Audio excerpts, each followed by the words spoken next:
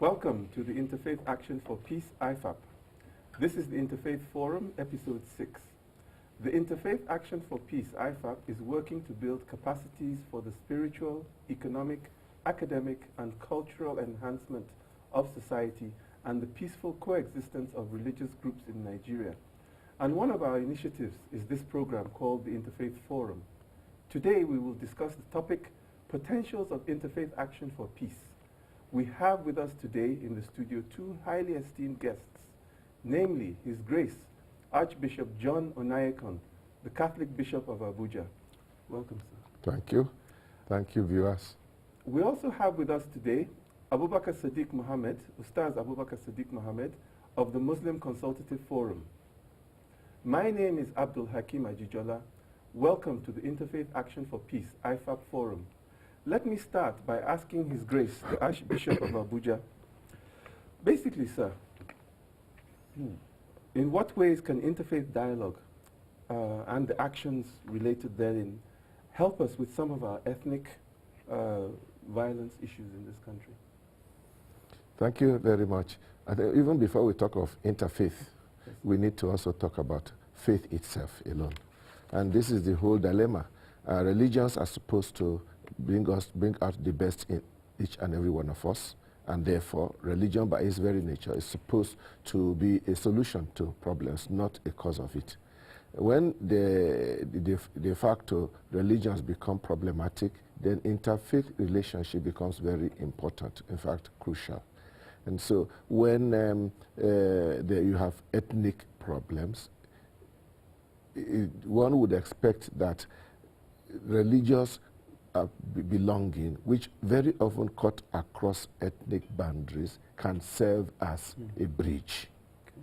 Can serve as a bridge. If, for example, Igbos and Yorubas are fighting, many of them are members of my church. I can then call Igbos and Yorubas to my church, and as Catholics, we talk about what is happening. And I imagine other religious groups can do the same. And this is what I think is an area that Nigeria is very, very, very rich in. Because apart from the fact that you have sometimes one ethnic community and many religions, you also have the fact that you have sometimes one religious community and many ethnic belonging. So you have all our boundaries crisscrossing, and that crisscrossing should be something we can rely on and use for building peace and improving our relationships with one another. Okay. Well, you know, as His Grace has said, actually our faith should be a solution to problems. But in the same light, in what ways can this interfaith activity help to stem the current surge of violence that we are seeing? Of course, by our coming together, we will be able to discern whether the problem is actually religious or something else. Oftentimes in this country, and I have heard the Archbishop mention in many forums that, and I concur with that, most of the problems would be caused by something else, maybe tribal or economic. And it will happen that these people happen to be Christians from one part of the problem, And these other people happen to be Muslims also in that part of another problem. So before you know it, the whole thing will take a religious dimension. But the actual cause of that problem was not religious in the beginning. Okay. So when you talk of the problems, Ustaz, for example, what are the social problems that maybe interfaith can actually help to address? What kinds of social problems? Yeah, and that is why we should be working together. Because when the church, for example, addresses an issue, hardly will people pay attention. If a Muslim organization, for example, organizes a seminar and says it's fighting corruption, nobody cares. But where people see the Archbishop and they see another religious group talking on one issue, then everybody will pay attention. Look, these people are serious. The Archbishop has always said, you will hear me often quoting the Archbishop because he's the closest person to me. I'm not done. Sorry. We are, he says, Nigeria is the largest Islamo-Christian nation on earth. Interesting. So where 90% of the population is either Muslim or Christian, and now you come together and you say, look, our schools are not in order, put them in order. The media will pay attention, the politicians will pay attention. Ah, look, these are the bulk of my constituency, or people who can vote me in or out. Then I have to listen. I have to do something about the schools. So government must listen. Yeah, of course, and we can also learn from each other. I mean, the two communities can learn from each other. We have a lot of problems. If Al-Majiri is a problem to government and everybody is talking about it, that should not be viewed as a problem, as their problem. That's or area boys is not a problem of one section of the country. It's our problem, and we should sit together. So there's a collective. Maybe the Christian community has an experience or expertise that we could tap from and learn and solve that problem. Drug addiction. The church has gone far in the issue of orphanages. So what do we learn from that? How do we solve these problems? They are all our problem, not a single problem that is only for one community. Okay. Well, if I may ask Your Grace, taking off from where Ustaz has left off, from your experience, because we know you have a lot of experience and exposure, what can interfaith action do to address some of the social problems that we all face? It's not one side or the other. The tragedy is that we do not use sufficiently the power of interfaith action. Interesting. And if we did, the things that Abubakar said would be happening more often. Unfortunately, and the history of humanity is not even helping us either. Religion has been used so often as a catalyst or as a promoter for fighting other agenda. The result is people just tell you those people are your enemies because they don't belong to their religion, or they are doing this to you because of your faith, whereas it may just simply be struggling over scarce resources, rivalries and so on. Now, that means before the interfaith action can actually be effective, there has to be a readiness on the part of religious leaders to work together. Okay. So that is a major obstacle. Do you think they're ready to work together, sir? I think there are many who are ready to work together, but from my own experience, I must say that generally we cannot actually say in Nigeria we have done very well in this regard. So there's room for improvement. Plenty of room for improvement. Many Muslim leaders and many Christian leaders want to work together, but there are also many who do not think that that is where they should be, what they should be doing. Religious groups are doing wonderful things. He has mentioned some of them. what we have not exploited is how powerful it is when we do them together. Well, if I may take you a little further down the road on that, what are the political potentials for interfaith action on government? Because a lot of the time people look at anything to do with faith as separate from government. The political potential of religion is a very, very sensitive matter. It all boils down to the whole question about what is the role of religion in politics. And somehow people have different perceptions. I'm not among those who say that religion has nothing to do with politics. Because if religion is to be relevant and politics has to do with how we live our lives, religion must have something to do with politics. But on the other hand, you cannot turn politics into religion or religion into politics. There has to be a distinction, even though you may not separate it completely. Let me give a good example. If our religion says that God is the Almighty and the Almighty ruler, and that every ruler must rule in his name and rule well, that's a powerful political statement, which we need to tell our rulers often and often. And if Christian religion and the Islamic faith also says the same thing, then we should be saying it together more often. Unfortunately, that is not happening. That is why a group like what we have here now and other groups that are now emerging is very important because it creates the forums for interfaith action.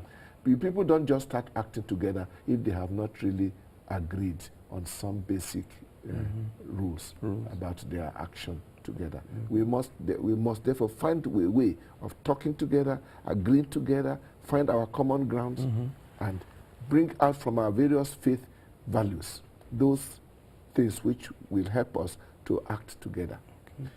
I must say, if we are talking of interfaith action, there's a lot of unconscious interfaith action going on in Nigeria. In what ways, sir? For the simple reason that Nigeria is practically where all other Christians are Muslims. Go to Wuse Market now.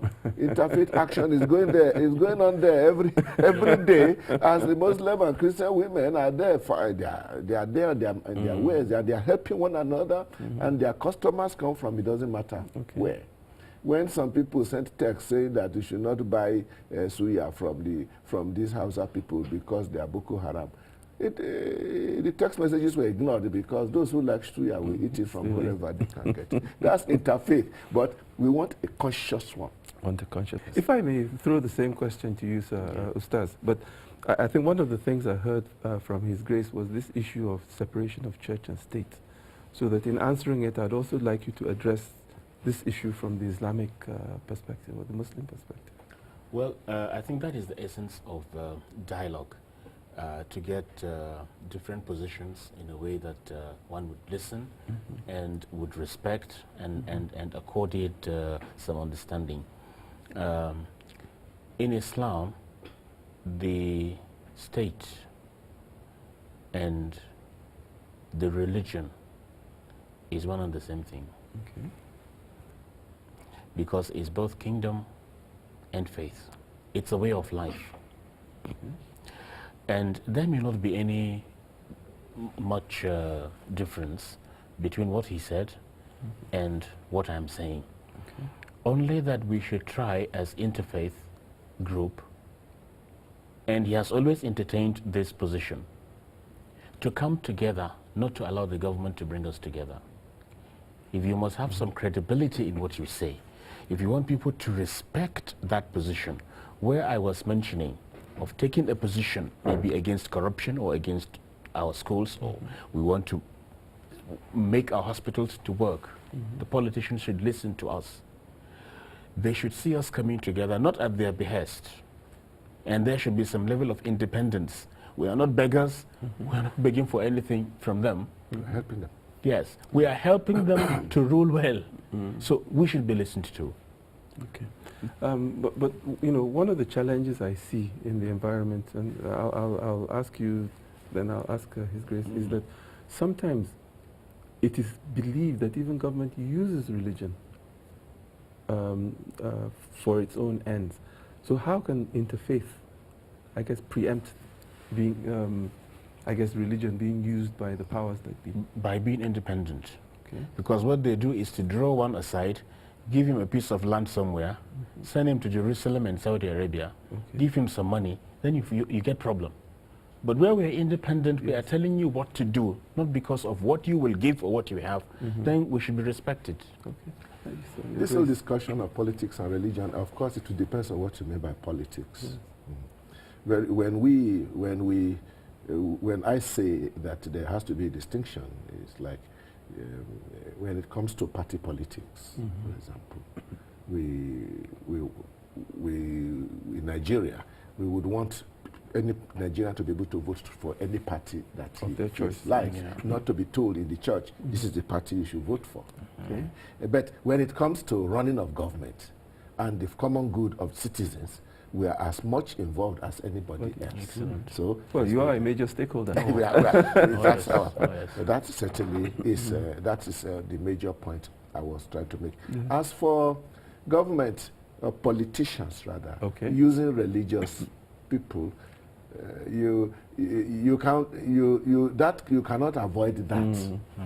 For the simple reason, you cannot avoid them trying to do it. The nature of the business. Because that's the nature of the business, yes. The politician will use anything to promote his cause. It's up to you as a religious leader to either make yourself available to be used or to know what your responsibility is before God and the people, and not allow the politician to be the ones to be manipulating you around. Rather, it is the religious leader who should be guiding the politician to do his work well. Now, in Nigeria, who is a religious leader? Anybody. That is one of the big problems we have now today. A village pastor will make a statement on television, and they will say, or in radio, or even on a newspaper, we hear a cleric has said. Christian cleric says. Who is he? I don't know. And I'm sure the same thing happens with Islam.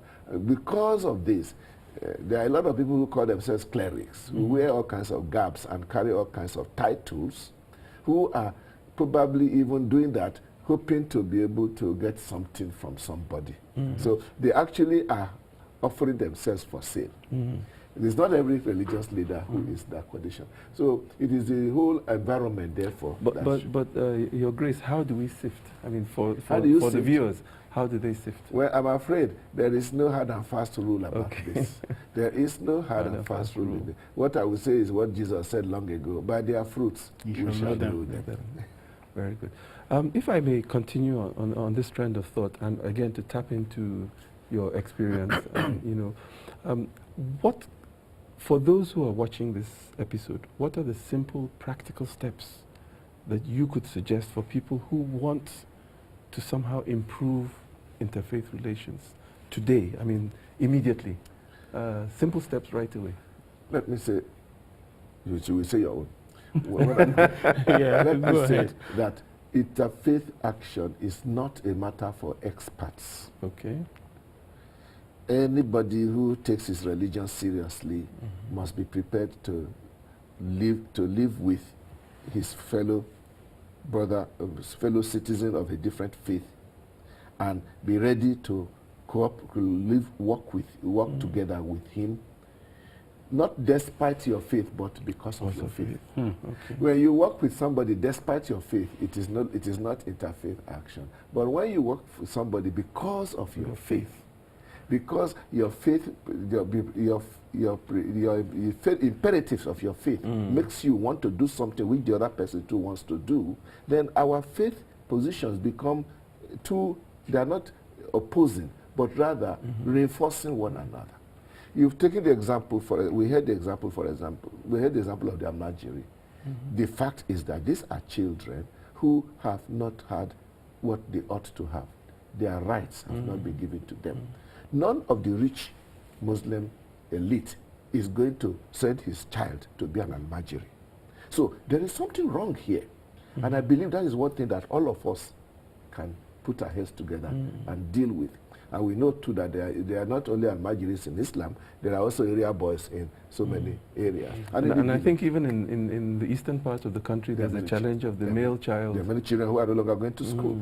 So we have a common problem. Once we are looking for where we have a common problem, there are many of them, and we also have the resources to deal with them from our spiritual But sir, with all due respect, for a member of, somebody watching this now in their home or in their office or wherever they happen to be, what could they do today? Yeah. What could they do today? I was starting from there. That's why I said everybody must do something. Yes. And take your religion seriously. Don't put your religion aside. But by the time you do that, you may not go far. Take your religion seriously. I say, because I'm a Catholic, because I'm a Muslim, I must work on this thing. And I ask my colleague, shall we work together on it? You're already working together. Okay.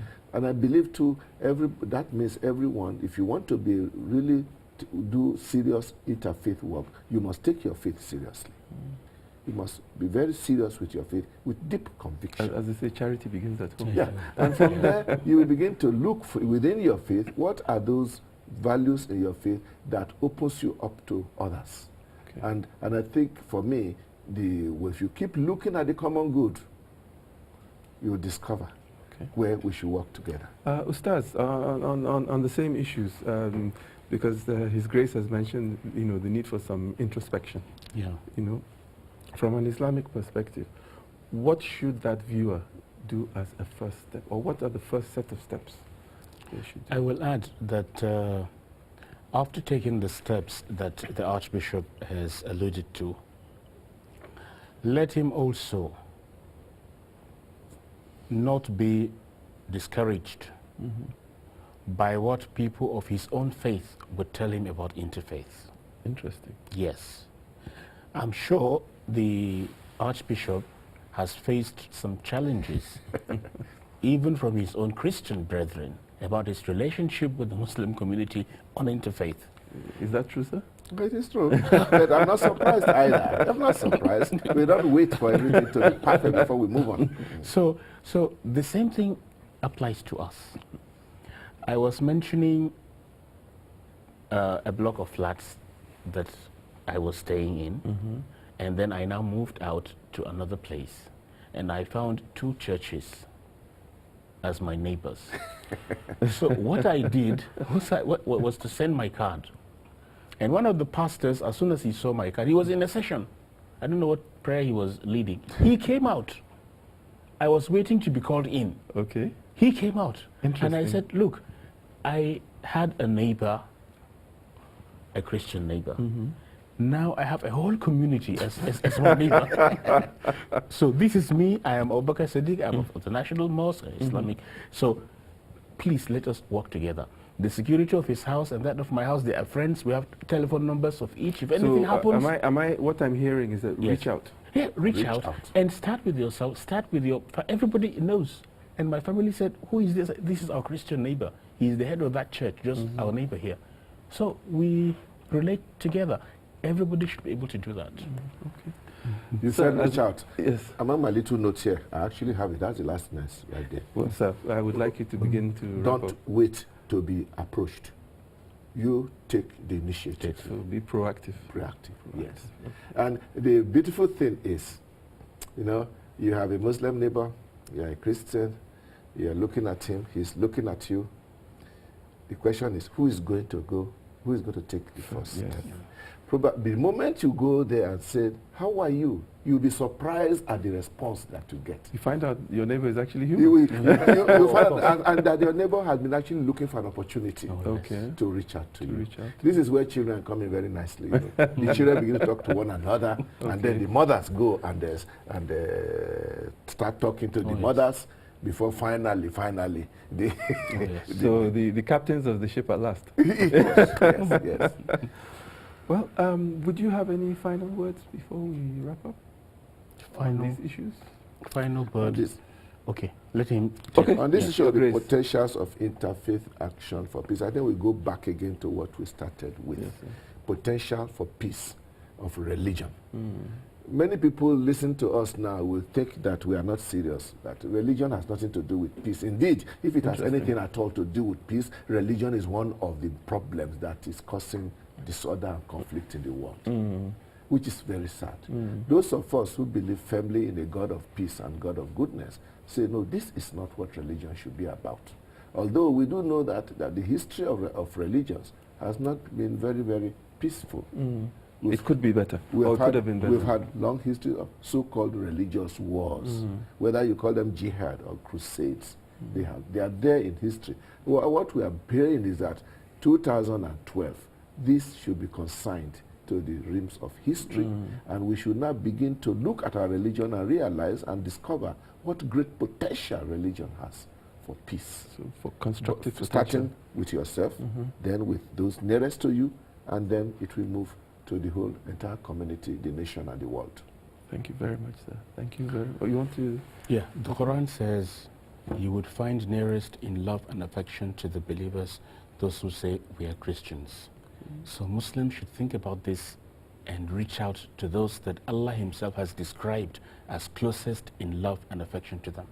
I even understand the first hijrah was to Abyssinia? Yeah, of course. And the Muslims to a Christian land. To a Christian When land they suffered persecution in Mecca, he told them, go to Abyssinia, the land of a Christian king where no man is wronged. Well, I think that is a good lesson. That means there are some good pages in history. Well, there you have it, friends, colleagues, brothers, sisters. Basically, we are going to close this session for now. We would be grateful if you would find and follow IFAP on Twitter. The hashtag is at IFAP, or the hash IFAP. You can also visit us on Facebook, the Interfaith Forum IFAP on Facebook. Your Grace, Archbishop John Onaiyekan, Catholic Archbishop of Abuja, we are very, very grateful. Ustaz Abubakar Sadeeq Muhammed of the Muslim Consultative Forum, we thank you for your time and efforts. You're welcome. May the Almighty be with both of you and with all of us. Viewers, please join us in enjoying what is good and discouraging what is bad. Keep the faith, keep the peace till we meet again. Thank you.